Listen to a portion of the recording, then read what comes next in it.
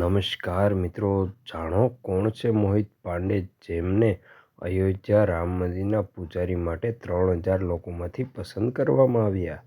હાલમાં અયોધ્યામાં રામ મંદિર ખૂબ જ ચર્ચામાં છે. હવે તેનું નિર્માણ અંતિમ તબક્કામાં છે. 22 જાન્યુઆરીએ રામલીલા આ મહાન મંદિરમાં બિરાજમાન થશે. મંદિરમાં રામલલ્લાના અભિષેકની તૈયારીઓ જોરશોરથી ચાલી રહી છે. 22 જાન્યુઆરી 2023ના રોજ યોજાનાર ભવ્ય કાર્યક્રમમાં વડાપ્રધાન નરેન્દ્ર મોદી પણ ભાગ લેશે. ગાઝિયાબાદ સ્થિત શ્રી દુધેશ્વર વેદ વિદ્યાપીઠના મોહિત પાંડેની અયોધ્યાના રામ મંદિરમાં પૂજારી બનાવવા માટે પસંદગી કરવામાં આવી છે. પ્રાણ પ્રતિષ્ઠા દરમિયાન 2 આચાર્યો પણ હાજર રહેશે. દુધેશ્વરનાથ મઠ મંદિરના મહંત અને જૂના અખાડાના પ્રવક્તા નારાયણ ગિરીએ આ માહિતી આપી છે. દુધેશ્વરનાથ મઠ મહાદેવ મંદિરના મહંત અને શ્રી પંચદશનમ જૂના અખાડાના આંતરરાષ્ટ્રીય પ્રવક્તા નારાયણ ગિરીએ જણાવ્યું હતું કે દુધેશ્વર વેદ વિદ્યાપીઠે વધુ એક મોટી સિદ્ધિ હાંસલ કરી છે. શ્રી દુધેશ્વર વેદ વિદ્યાપીઠના વિદ્યાર્થી મોહિત પાંડેની અયોધ્યામાં રામ મંદિરના પૂજારી તરીકે પસંદગી કરવામાં આવી છે.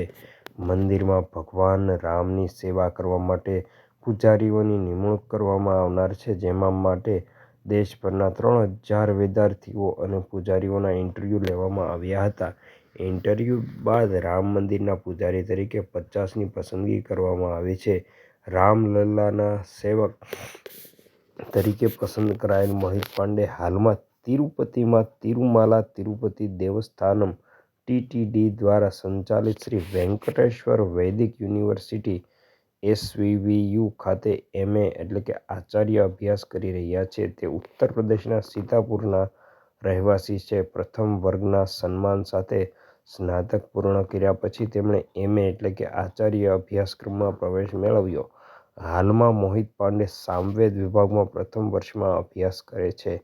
કહેવામાં આવી રહ્યું છે કે મોહિત પાંડેને અયોધ્યા રામલલ્લા મંદિર માટે સમાવેદ વિંગમાં આચાર્ય તરીકે નિયુક્ત કરવામાં આવ્યા છે.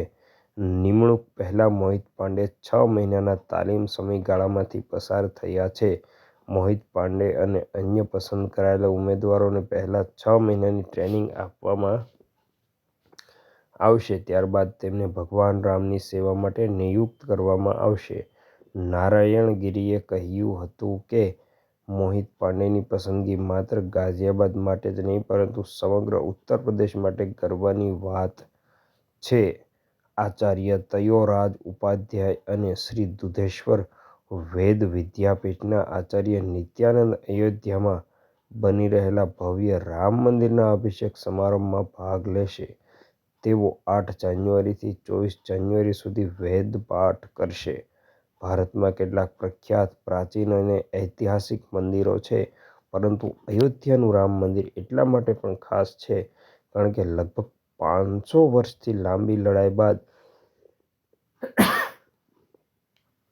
શ્રી રામની જન્મભૂમિ પર મંદિરનું નિર્માણ કાર્ય શરૂ થઈ શક્યું છે. સુપ્રીમ કોર્ટના આદેશના લગભગ 4 વર્ષ બાદ અયોધ્યામાં નિર્માણ કાર્ય શરૂ થયું, જેમાં લગભગ 90% કામ પૂર્ણ થઈ ગયું છે. એવું કહેવામાં આવી રહ્યું છે કે અયોધ્યામાં એવું રામ મંદિર બનાવવામાં આવ્યું છે જેને આવતા હજારો વર્ષ સુધી કોઈ સમારકામની જરૂર નહીં પડે. એટલું જ નહીં, નાગર શૈલીમાં બનેલા રામલલ્લાના આ ભવ્ય મંદિરની ઓળખ યુગો સુધી રહેશે. તમને જણાવી દઈએ કે મંદિરને પ્રખ્યાત આર્કિટેક્ટ ચંદ્રકાંતભાઈ સોમપુરા દ્વારા ડિઝાઇન કરવામાં આવ્યું છે. વિડીયો સારો લાગે તો દરેક